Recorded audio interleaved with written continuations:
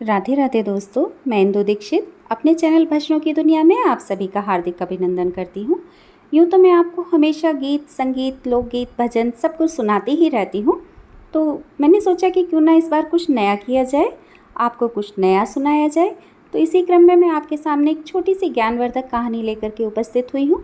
उम्मीद करती हूँ कि आपको ये कहानी अच्छी लगेगी। अगर आपको ये कहानी अच्छी लगे तो मेरी इस कहानी को लाइक कीजिएगा, मेरे चैनल को सब्सक्राइब कीजिएगा और मुझे कमेंट सेक्शन में लिख के ज़रूर बताइएगा कि आपको ये प्यारी सी कहानी कैसी लगी। तो चलिए आनंद लेते हैं छोटी सी कहानी का। मेरी इस कहानी का टाइटल है प्यास। एक बार किसी रेलवे प्लेटफॉर्म पर जब गाड़ी रुकी तो एक लड़का पानी बेचता हुआ निकला। ट्रेन में बैठे एक सेठ ने उसे आवाज़ दी, ए लड़के इधर आ। लड़का दौड़ कर आया। उसने पानी का गिलास भरकर सेठ की ओर बढ़ाया तो सेठ ने पूछा, कितने पैसे में? लड़के ने कहा, 25 पैसे। सेठ ने उससे कहा कि 15 पैसे में देगा क्या? यह सुनकर लड़का हल्की मुस्कान दबाए पानी वापस घड़े में उड़ेलता हुआ आगे बढ़ गया। उसी डिब्बे में एक महात्मा बैठे थे जिन्होंने ये नज़ारा देखा कि लड़का मुस्कुराकर मौन रहा।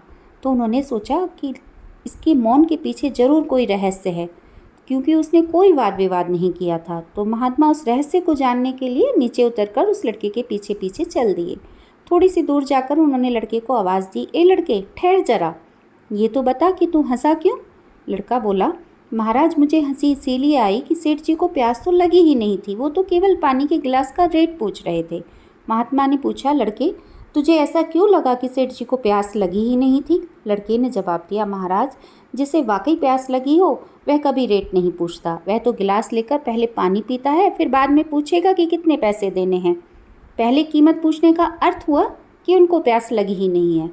तो इस कहानी का जो वास्तविक अर्थ निकलता है वो अब मैं आपको बताती हूँ कि वास्तव में जिन्हें ईश्वर और जीवन में कुछ पाने की तमन्ना होती है वे वाद विवाद में नहीं पड़ते, पर जिनकी प्यास सच्ची नहीं होती वे ही वाद विवाद में पड़े रहते हैं। वे साधना के पथ पर आगे नहीं बढ़ते। अगर भगवान नहीं है तो उसका जिक्र क्यों, और अगर भगवान है तो फिर फिक्र क्यों? मंजिलों से गुमराह भी कर देते हैं कुछ लोग, मंजिलों से गुमराह भी कर देते हैं कुछ लोग। हर किसी से रास्ता पूछना अच्छा नहीं होता। अगर कोई पूछे ज़िंदगी में क्या खोया और क्या पाया, तो बेशक कहना, जो कुछ खोया वो मेरी नादानी थी और जो भी मैंने पाया वो मेरे रब की मेहरबानी थी। खूबसूरत रिश्ता है मेरा और भगवान के बीच में। ज़्यादा मैं मांगता नहीं और वो कम देता नहीं। जन्म अपने हाथ में नहीं, मरना अपने हाथ में नहीं, पर जीवन को अपने तरीके से जीना अपने हाथ में होता है। मस्ती करो, मुस्कुराते रहो और सबके दिलों में जगह बनाते रहो। जीवन का आरंभ अपने रोने से होता है और जीवन का अंत दूसरों के रोने से। इस आरंभ और अंत के बीच का समय भरपूर हास्य से भरा हो। बस यही सच्चा जीवन है। तो अपने जीवन को हंसी के साथ, खुशी के साथ जीते रहिए और निस्वार्थ भाव से कर्म करते रहिए। धन्यवाद।